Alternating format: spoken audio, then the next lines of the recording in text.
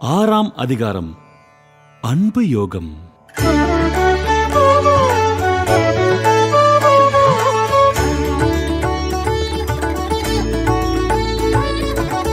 நிலை கொண்டிடுவாய் நான் கொண்ட அன்பிலே, உலகோரதனை உணர்ந்திடவே வாழ்ந்திடுவாய் நீயும் அன்புடனே.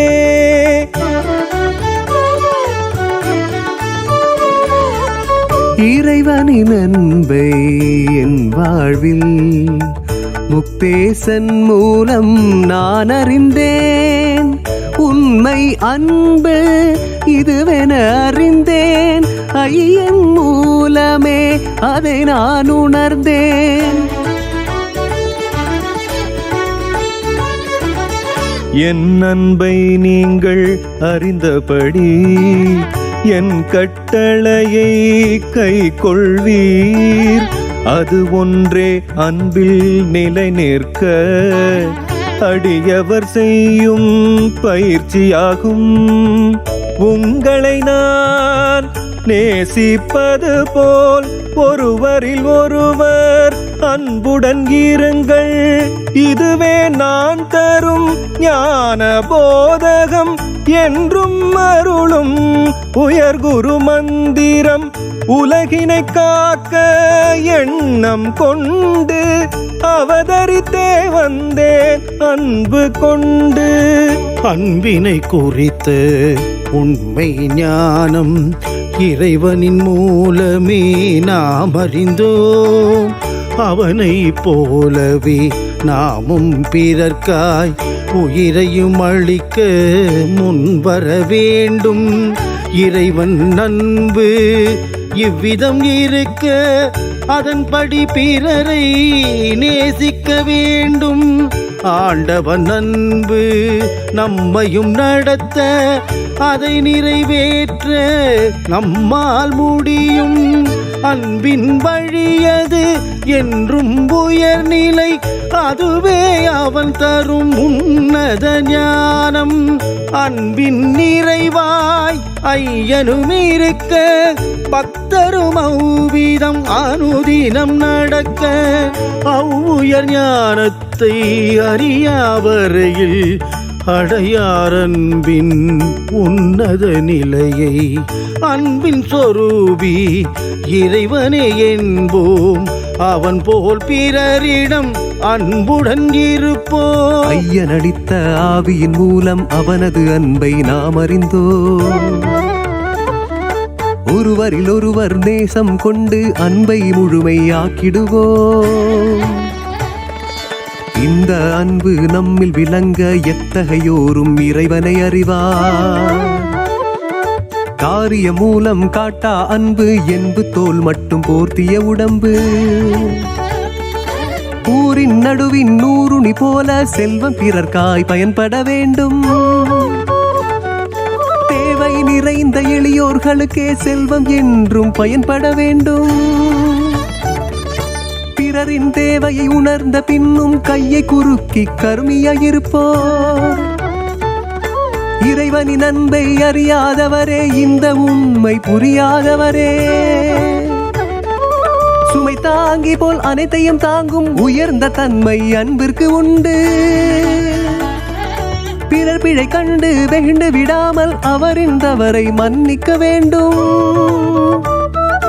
தீமை மனதிலும் பிறர்க்கு எண்ணாமை பேரன்பின் உயர் உன்னத தன்மை. இந்த உன்னத குணம் கொண்டோரே இறைவனின் உண்மை தொண்டருமாவார்.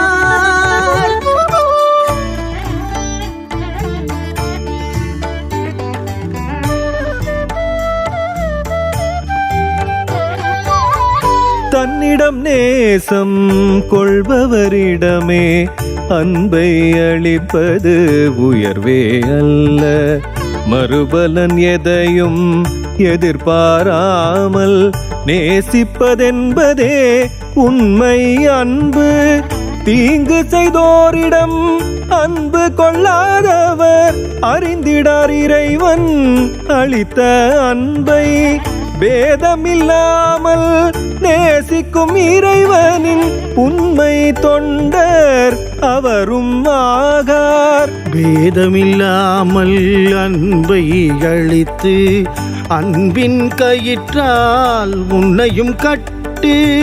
இயன்ற மட்டும் நீ அனைவரோடும் ஒன்றாய் வாழ்ந்திட அறிந்திட வேண்டும்.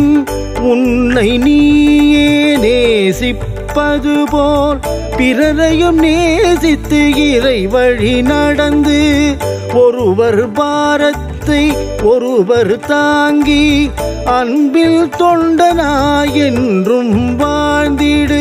பொறுமையும் கனிவும் அன்பிற்கு உண்டு.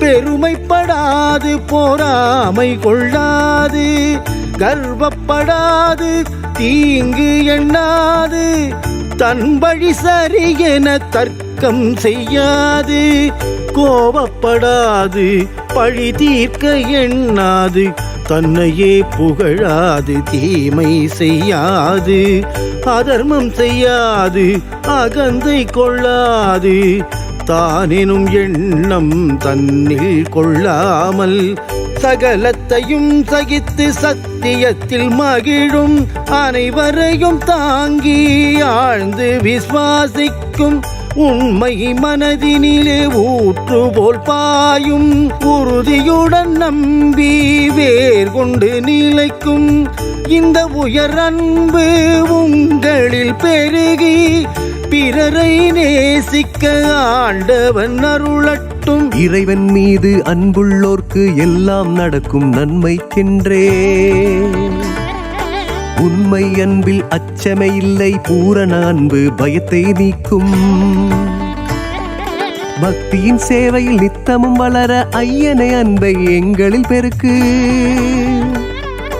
இறைவனின் அன்பை அறிந்த பின்னே எது பிரிக்கும் எமை உமை விட்டு. உயர்வும் தாழ்வும் ஆதிக்க வெறியும் துன்பம் பசியுடன் வேறெந்த துயரும்.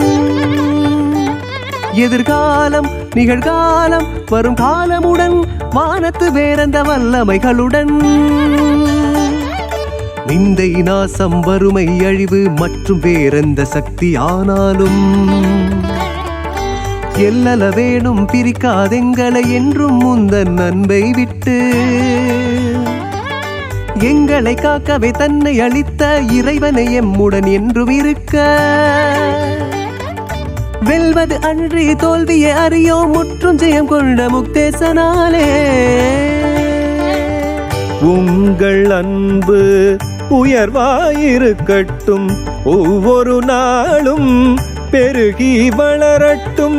என் மூலம் அடைந்த இறையன்பு உங்கள் பக்தியின் சேவையில் நிலைக்கட்டும் நித்தம்.